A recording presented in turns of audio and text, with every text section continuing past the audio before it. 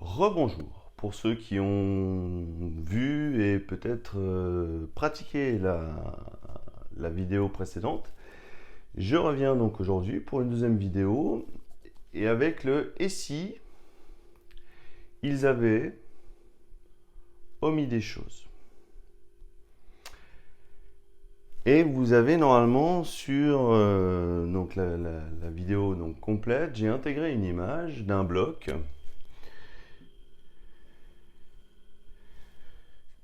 qui a été retrouvé en Égypte et qui représente une pierre d'une des pyramides. Vous avez la proportion entre la pierre et la taille des personnes. Voilà.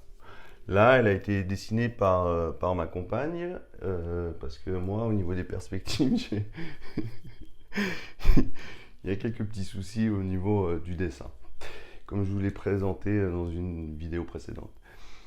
Pourquoi s'intéresser à ce genre de choses finalement? Pourquoi ça c'est vraiment cette vidéo-là, comme d'autres qui peuvent peut-être un petit peu choquer la perception des gens, les croyances. Pourquoi c'est important à un moment donné de chercher à savoir, peut-être pour ouvrir sa conscience différemment et commencer à comprendre un petit peu les mécanismes de cette terre d'apprentissage finalement, parce qu'on est tous là en apprentissage pour essayer de découvrir un petit peu notre chemin. Alors je ne parle pas encore de tout ce qui est mémoire collective, de tout ce qui est l'âme, tout ce qui est l'esprit, tout ce qui est des croyances, parce que c'est des sujets qui sont assez complexes, mais en même temps, si on est là sur cette terre, ben finalement, est-ce que personne, ou est-ce qu'il y a des gens qui se sont posé la question de savoir pourquoi finalement on est là? Est-ce que c'est juste pour naître, apprendre, travailler, puis ensuite être à la retraite et puis mourir et tout simplement et ça se finit là, et ce qui est le cas pour certaines personnes qui ont ce cheminement là et ça leur appartient, c'est leur réel, encore une fois il n'y a pas de jugement. D'autres vont se positionner différemment, ils vont essayer de comprendre l'âme, qu'est-ce que c'est, l'esprit, qu'est-ce que c'est, ainsi de suite, et puis d'autres vont aller un petit peu plus loin pour essayer toujours d'englober la chose. Et pour ma part, c'est ce que j'ai fait. Pendant 2 ans, j'ai cherché à comprendre. Je ne m'intéressais absolument pas à ce qui se passe sur d'autres planètes ou d'autres univers. J'étais plus dans la problématique matière de l'homme, d'essayer de trouver un sens à ma présence sur Terre. Et pendant 2 ans, j'ai vraiment mis en parenthèse tout ça et j'ai cherché des choses pour essayer de comprendre ce qui n'allait pas, parce que finalement, c'est une réalité. On ne peut pas passer à côté de ce phénomène. Il y a quelque chose qui ne va pas et qui est peut-être omis dans l'apprentissage de l'homme. Alors, donc ce qui fait que ça m'a amené aux pyramides, ça m'a amené aux Atlantes, ce qui m'a amené aux Mayas, ce qui m'a amené aux Dogons, ce qui m'a amené finalement à toute l'histoire de la planète qui est très très limitée dans ce qu'on peut apprendre à l'école, au niveau de la géographie. C'est-à-dire que la planète elle a entre guillemets changé de magnétisme une fois, et puis le reste c'est un petit peu des théories finalement, si on les approfondit, qui sont limites. Donc, et si ils avaient omis de nous donner certaines informations? Pourquoi remonter aux Égyptiens? Parce que c'est peut-être les informations les plus récentes qui nous permettent de comprendre certaines choses et de comprendre qu'il y a peut-être des mécanismes planétaires, il y a eu des changements magnétiques, ou en tout cas il y a eu des changements de fond dans l'humanité plus fréquents qu'il y a 750 millions d'années, comme on nous l'apprend. Voilà. Mais c'est toujours avec des et si, de manière à ce que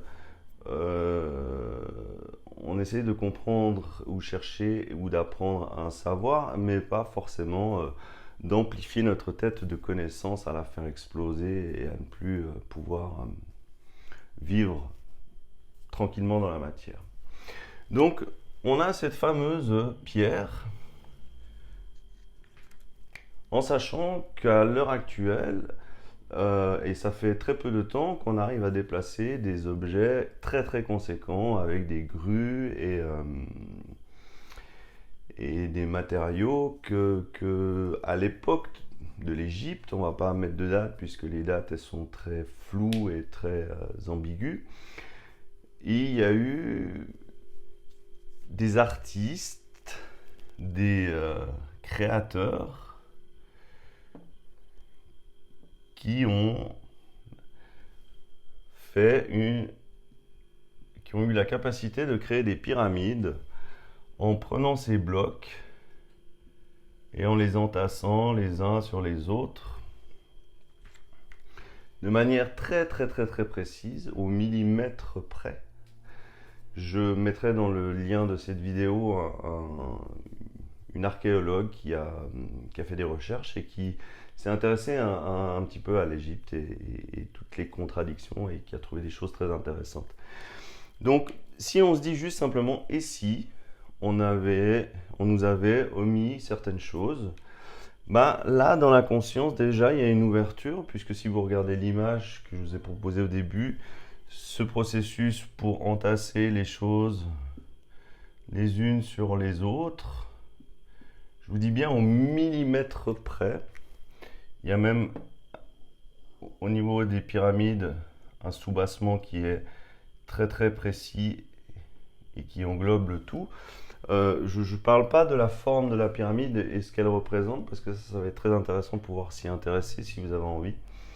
Mais c'est juste se dire, ok, bon, comment c'est possible? Parce que dans la théorie de l'histoire, en fait, finalement, ce bloc parfait, c'est-à-dire des angles parfaits, des lignes parfaites, il a été... Je vais essayer de m'appliquer...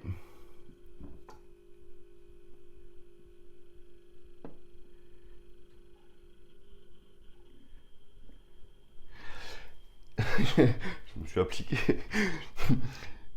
Il a été fait avec un burin. Donc, à partir de là, au jour d'aujourd'hui, en fait, si vous regardez bien, ils sont capables de créer des bâtiments qui penchent encore, puisque peut-être qu'il n'y a pas toutes les notions. Donc, si au jour d'aujourd'hui, on arrive à créer des bâtiments qui penchent encore, il n'y a qu'à voir à Amsterdam, par exemple, il y a des bâtiments qui sont assez phénoménaux, qui penchent. Donc, ils créent des bâtiments qui penchent, mais il y a X années, ils étaient capables de créer une pyramide avec des angles parfaits, avec le nombre d'or réalisé de manière extraordinaire sur toute la structure de la pyramide. Ça fait que finalement, on peut douter de certaines choses. C'est quand même, c'est pas du farfelu, c'est-à-dire que là, je suis pas en train de vous parler que dans au niveau des hiéroglyphes qu'on peut retrouver, il y a des soucoupes volantes et tout ça. C'est un autre sujet, mais c'est intéressant de pouvoir aussi l'intégrer là. C'est que finalement, et si la Terre avait une histoire totalement différente qui fait qu'à un moment donné, il y avait peut-être des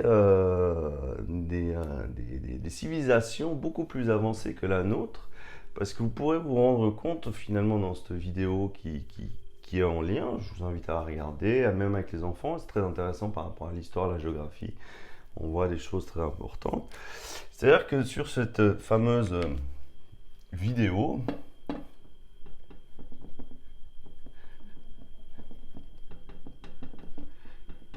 on peut constater qu'au niveau de la Terre, il y a des points bien précis qui sont des points stratégiques et qui sont des points énergétiques finalement, puisque la Terre c'est quand même une boule d'énergie qui vit en même temps que nous ce qu'elle doit vivre, et qui sont tellement précis qui créent qui donnent des informations finalement qu'au jour d'aujourd'hui on n'est pas capable d'avoir. Mais je vous laisse regarder la vidéo parce que voilà, elle est plus intéressante qu'un discours qui serait plus une perte de temps. Donc sur finalement, c'est pouvoir se poser la question de et si la Terre avait une histoire beaucoup plus vaste que ce qu'on nous propose à l'école ou dans les journaux d'information généralisés. Et à partir de là, ça va ouvrir peut-être une nouvelle conscience de la présence sur Terre, sur notre cheminement intérieur, sur ce que l'on fait, ce que l'on est venu faire. Peut-être, et si, encore une fois, mais c'est très important, c'est qu'il y a les croyances et il y a un savoir général. Les croyances, c'est aller dans une voie et croire des choses qu'on n'a pas forcément remises en compte. Le savoir, c'est tout remettre en compte et ne jamais croire finalement, pour essayer simplement de s'intéresser au monde différemment, pour ouvrir une conscience sur de nouveaux possibles, qui fait qu'à un moment donné, et si l'Égypte n'était pas ce que l'on nous avait dit, et si sur la Terre il y avait un autre cheminement que le poisson qui sort de l'eau, qui grandit et qui devient homme, ou Adam et Ève qui font finalement des enfants entre eux, hein. Si on regarde bien ce cheminement-là, c'est-à-dire que Adam et Ève, finalement, qui sont ensemble, font des enfants, les enfants font des enfants, et ainsi de suite. Et finalement, on arrive sur un raisonnement qui est totalement absurde et qui nous dit mais il y a quelque chose qui ne va pas. Donc il y a des gens qui ont envie de chercher, il y a des gens qui n'ont pas envie de chercher. Ça, c'est le respect absolu du chemin personnel de chacun. Pour les personnes qui cherchent à avancer un petit peu dans cette compréhension, pour ma part, j'essaie juste d'amener des réflexions. Donc, et si la Terre avait connu d'autres civilisations, d'autres potentiels, d'autres technologies, et si finalement nous n'étions pas seuls dans l'univers? Parce que, je me permets juste, vous avez, alors les proportions sont absolument pas les bonnes, je mettrai une image dans la vidéo, mais on a la Terre, donc on est ici, ici on a peut-être la Lune, le Soleil, et vous allez voir qu'il y a des planètes qui sont juste gigantesques. Donc finalement, l'homme actuellement pense, croit que peut-être qu'il est seul dans ce vaste univers, et si c'était pas vrai? Voilà. Donc c'est ce que je voulais un petit peu amener aujourd'hui avec ces réflexions sur cette vidéo. Je ne vais pas la faire trop longue parce que finalement après, une fois qu'il y a toutes ces réflexions qui sont amenées, après c'est à la personne de pouvoir aller chercher, si elle a envie, un petit peu des informations qui permettraient de lui donner un savoir nouveau sur l'humanité et pourquoi on arrive dans une période aussi qui est si difficile que ça. Parce que c'est toujours le même principe. Savoir des choses, avoir la connaissance des choses sur le passé, c'est hyper intéressant. Mais finalement, il faut pouvoir les ramener à nous aujourd'hui. Et puis, pouvoir se dire, mais pourquoi on arrive dans cette période qui est un petit peu cataclysmique émotionnellement, et pourquoi il y a des mécanismes qui se jouent. Plus je vais pouvoir comprendre ces mécanismes finalement, puis essayer d'ouvrir ma conscience, plus je vais pouvoir comprendre ces mécanismes et plus je vais pouvoir m'en détacher pour être dans une centration, dans une neutralité finalement, en fait qui me permet de vivre mieux tout ça et de peut-être de m'intéresser à des choses dont je me suis jamais intéressé dans le passé et qui m'expliquerait peut-être tous ces phénomènes. Ce qui nous amènerait après sur le et si la mort était une arnaque, euh, et si on nous aurait menti, et si les si on peut les mettre à tout, et ça c'est assez extraordinaire. Ce que j'ai juste envie de vous partager, c'est ça. C'est les et si d'autres possibles existaient. Voilà, je vous souhaite une très belle journée, un très beau week-end, et puis à bientôt.